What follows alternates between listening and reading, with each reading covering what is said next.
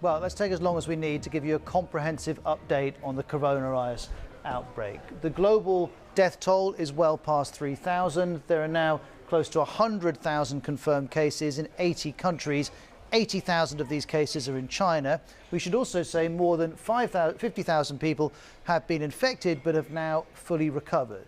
Every day, the World Health Organization gives us a briefing. Here's what we heard today. This epidemic is a threat for every country, rich and poor. And as we have said before, even the high-income countries should expect surprises.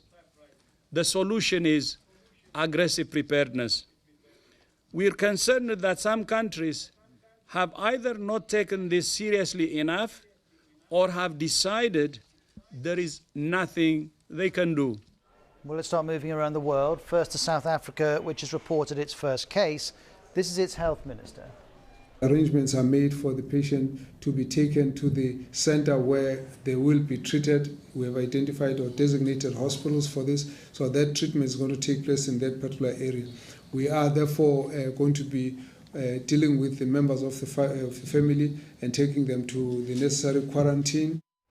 Well, an important element of South Africa's situation is that it has the world's largest HIV epidemic, and there are concerns that millions of people who are HIV positive may be more vulnerable to the coronavirus. Here's Andrew Harding in Johannesburg. Here in South Africa, you have more than 7 million people living with HIV. That's about 20% of adults under 50. And of course, that virus is known to weaken people's immune systems. So, of course, people with TB, people with respiratory problems are likely to be more vulnerable if this virus isn't successfully contained, this new coronavirus. Well, we move from South Africa to Iran next, because we know there are now over 3,500 cases there. Over 100 people have died. The government's now launched what it's calling a national mobilization plan that includes closing schools and universities. You can also see how public places, this is the capital Tehran, are being disinfected.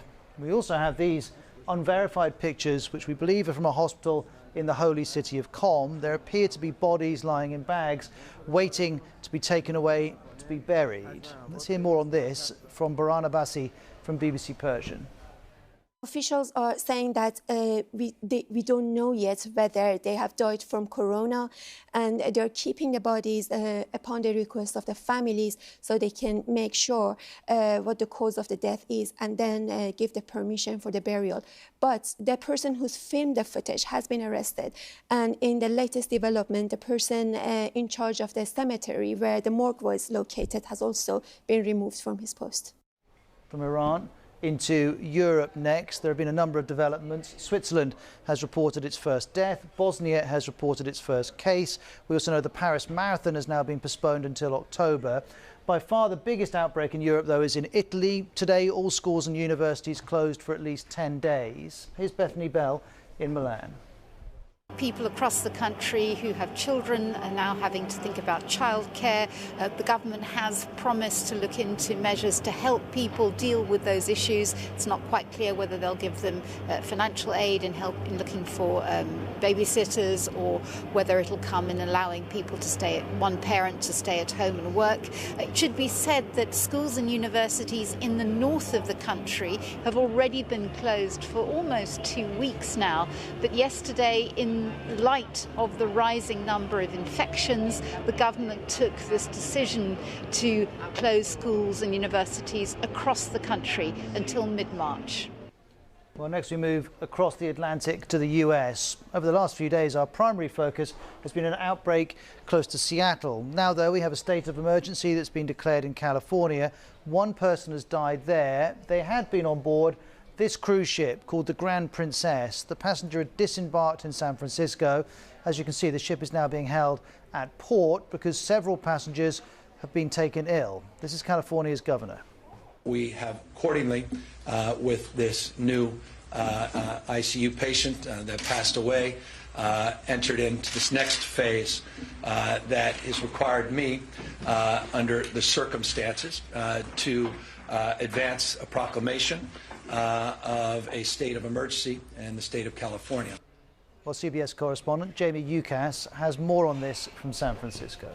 What we're told is there are about 10 passengers and 11 crew members that are showing symptoms of the coronavirus. That's why there's so much concern. The governor of the state of California said that they would be dropping tests off at that ship and making sure everyone takes them before they allow that ship to come into port here in San Francisco. What happens next is anybody's guess. Amazon is asking its employees in Seattle to work from home for the rest of the month after a worker tested positive there for the virus. And here in California, the governor said the state would reach out to every county with passengers on that cruise ship to keep local officials updated.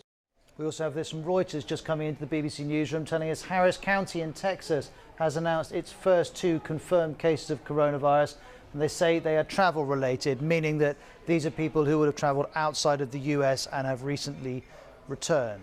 Well, let's move from the US to the Middle East now, because the Palestinian President Mahmoud Abbas has declared a 30-day state of emergency. That's after coronavirus cases were reported in Bethlehem in the West Bank. We know that churches are going to be closed, mosques too in Bethlehem, including the Church of the Nativity. Anna Foster is there. This is Manger Square here in Bethlehem, and there are some days where you can't even see the ground here because it's so packed with tourists. It is never as quiet as this, and part of the reason for all of those visitors is this place here. This is the Church of the Nativity, where Christians believe that Jesus was born. Thousands of people pass through here every day. The crowds, they snake along here, they snake out into the square, but this place is being closed down. In fact, the whole of Bethlehem, in many ways, is being closed down after reportedly 4 cases of COVID-19 among hotel workers at one of the hotels here in Bethlehem. Well, let's remind you of what we know about the coronavirus. It does share some similarities with the seasonal flu. People can be infected for about 2 weeks before symptoms appear, and then it passes from person to person through the air, often through coughs and sneezes. Among the symptoms are fever, tiredness, dry cough, shortness of breath and muscle pain. This is one woman from Singapore who's had the virus but since recovered. It felt my lungs were going in overdrive. They were really making an effort. You know, it's not like normal days, right? When we're not even conscious of how we breathe. One thing we don't yet understand is why some people can be infected and show no symptoms. During the SARS epidemic in the 2000s, scientists could easily identify someone who is infectious because they had symptoms. Not this time. Here are Karen and Jason Honey. They're originally from Melbourne, but they were on the Diamond Princess, that cruise ship that was quarantined in Japan. They both tested positive, but while Karen suffered a severe fever and coughing, Jason felt fine. He's been speaking to ABC Australia. I've had no fevers, no coughs, no nasal problems, no aches, no pains, nothing. I've not had a single symptom of any sort. So some people will have symptoms, others will not. I should add both Karen and Jason remain in hospital in Japan. Well, Karen's symptoms eventually disappeared, but then recently she tested positive again, which raised more questions about the nature of this virus. Now, of course, these are just 2 cases. Medical experts say about 80% of people with this virus will recover without needing any special treatment. For more on how to protect yourself, how to avoid getting it in the first place, here's the BBC's global health correspondent, Tulip Mazumdar. There's the one thing every single person can do, and that's obviously washing their hands regularly, as we've seen, for 20 seconds, several times a day. But it's also important to remember that the World Health Organization is saying, look, this thing can still be contained. We saw what happened with China. There were so many cases. It was looking very frightening there, and actually cases are in decline now. We are seeing these hotspots popping up in other parts of the world now, which is a major concern. Of course it is. But there is still hope there from some of the world's leading scientists that this thing can still be contained. So 95,000 people infected, over 3,000 people have died. Needless to say, a vaccine for this coronavirus is being sought urgently. Here's the WHO. More than 20 vaccines are in development globally, and several therapeutics are in clinical trials. Well, to get to that point that a vaccine can be mass-produced, past experience suggests we'll need to wait around 5 to 15 years. But in this case, scientists are trying to produce one in 18 months. To do so would be unprecedented, as this scientist explains. We received the sequence from the Chinese government, and we worked overnight, and the next day we had designed a vaccine. We immediately put that vaccine into manufacture, which is the stage that it's currently in, and we hope that that will be entering into human clinical trials by early summer. Well, this is the Financial Times looking at this issue. It suggests to develop a vaccine at this kind of speed will need government backing and perhaps an investment of around $2 billion. We know some labs are working hard on it. One close to Boston, which is called Moderna, is making good progress. It took just over 40 days to identify the coronavirus in its lab and then create a vaccine against it. That's record speed. And the first human trials of this particular vaccine will begin next month. But before we get ahead of ourselves, listen to this US health official. The phase 1 trial is 45 individuals. Phase 2 trials are hundreds, if not a couple of thousand individuals. It would take then about a year to a year and a half to be fully confident that we would have a vaccine that would be able to protect the American people. And so although the good news is we did it fast, the bad news is that the reality of vaccinology means this is not going to be something we're going to have tomorrow. Another US lab is making progress. It's called Inovio. It's in San Diego. It's already made a vaccine for another coronavirus, the MERS virus, which caused an outbreak in the 2010s. Now, this lab is trying to use the same technology to create a new one. Tulip Mazumdar explains. Swirling around in these fermenters is a very musty smelling solution of bacteria from which the main ingredient for this vaccine, a string of DNA, which it's hoped will trigger a strong immune response against this virus, will be extracted. Traditionally, this process can take months, but here, using these new technologies, it's been taking scientists days. Now, while work on these vaccines continues, scientists may be looking at a moving target. Researchers at Peking University in China have found that the coronavirus has mutated. Here's some of the research that's been published, and it identifies two main strains of the virus. And that means any vaccine that's developed could work for one strain, but not necessarily the other. Here's the BBC's Lauren Moss.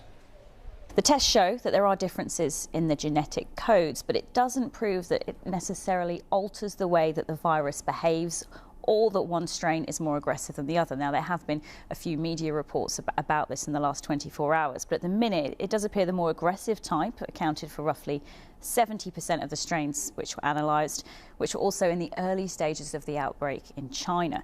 And the 30% were linked to the less aggressive type. But it does appear as well that the newer strain has become more common. Now, once the vaccine passes clinical trials, it will then face another significant hurdle, regulatory approval, because governments have to review all the clinical data and then, if they're happy, approve the vaccine. Normally that process would take months, and there are specific issues that could even slow this process down. Here's one leading US expert on vaccinology. There's this paradoxical, what we call immune enhancement, where the vaccine could actually make things worse. This was a phenomenon that was discovered with a respiratory virus vaccine in the 60s, and we saw it in laboratory animals with experimental vaccines after the original SARS came out in 2003. That's a long way of saying this is not going to go fast, that safety testing can't be compromised. So there are an awful lot of scientific considerations, but there are political considerations too. Last month in Washington, 40 Democratic members of Congress sent this letter to President Trump. And in the letter, they call for any vaccine or treatment developed with US taxpayer dollars to be accessible, available and affordable. But of course, to make sure that happens is very expensive. Sharon Fung in Washington has more. This coronavirus outbreak is definitely exposing some holes in the U.S. healthcare system. For example, we just mentioned the vaccines, and also the testing fee has been a concern for a lot of people. Well, the testing itself is supposed to be free, but according to many media reports, uninsured Americans will have to pay more than $1,000 to get tested for coronavirus, and that's a really high fee for ordinary Americans. In China, the government promised to treat all the patients of coronavirus for free, but that's obviously very difficult in the US. The Congress just passed a more than $8 billion bill to support combating coronavirus, and 3 American states, including Washington, Florida, and California, have declared a state of emergency in order to speed up allocating all kinds of resources to combat this virus outbreak. But still, there's no guarantee that people can afford virus testing and vaccines at the moment. Now, ever since this new coronavirus was identified in December, we've been dealing with what's been called a new viral threat. Not the virus itself, but misinformation, by which I mean reports and advice that are incorrect, misleading, or completely false. Let's look at this in a little more depth. For example, one theory that won't go away is that this virus came from a Chinese lab. Here's the Washington Times in January reporting that COVID-19 could be connected to a Chinese biowarfare program. Or there's this in February, an opinion piece in the New York Post under the headline, "Don't buy China's story, the coronavirus may have leaked from a lab." But there's no evidence to back this up. However, as with a lot of misinformation, there are some grains of truth in there. The outbreak originated in Wuhan in China, and in that city you'll find the Wuhan Institute of Virology, which is a high security biolab. But, and this is a very big but, here's the medical journal The Lancet documenting how scientists have analysed the virus, and they've all concluded it came from wildlife and wasn't engineered in a lab. And with wildlife, the suspected source, there's been an awful lot of attention on one live animal and seafood market, also in the centre of Wuhan. One theory is that the virus originated in bats being sold there. And it's true, that is one possible explanation. This, though, will not help you understand that. It's a video of a woman eating bat soup, which went viral a couple of months ago, with lots of people blaming this kind of dish on the virus, except, as the South China Morning Post noted in this article, the video is 3 years old and it's not from Wuhan.